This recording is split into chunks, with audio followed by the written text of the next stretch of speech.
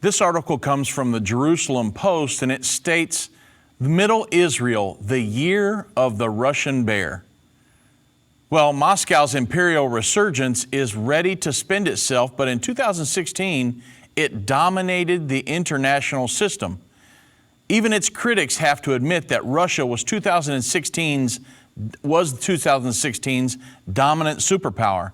At a time when the European Union began to really fray and the U.S. drowned in political strife and shame, Russia emerged from the geopolitical shadows where it had been lost really for a quarter of a century, displaying imperial vision, vigor, and sway last year.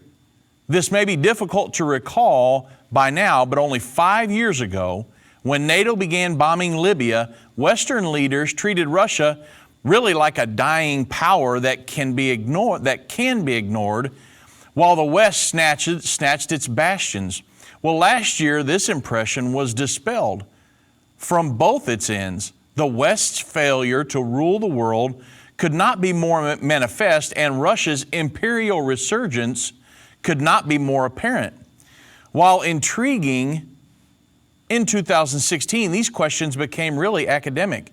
Now Russia's imperial pretension is a fixture of the international system, and the only question is, how far might it reach? Make no mistake, the year 2016, when Russia emerged from the geopolitical woodwork, will be recalled as the year of the Russian bear.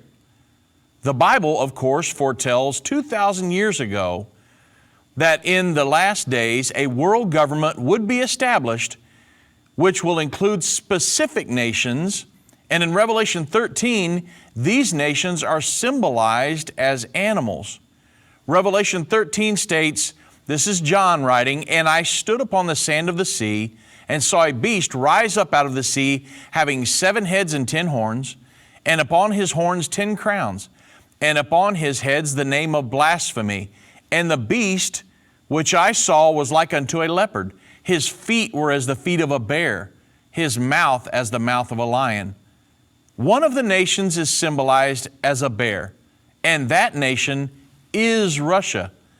According to the Jerusalem Post, last year was the year of the Russian bear. Well, this is nothing more than the ongoing fulfillment of this end-time prophecy written by John 2,000 years ago.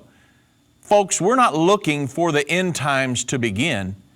We are in the end time right now.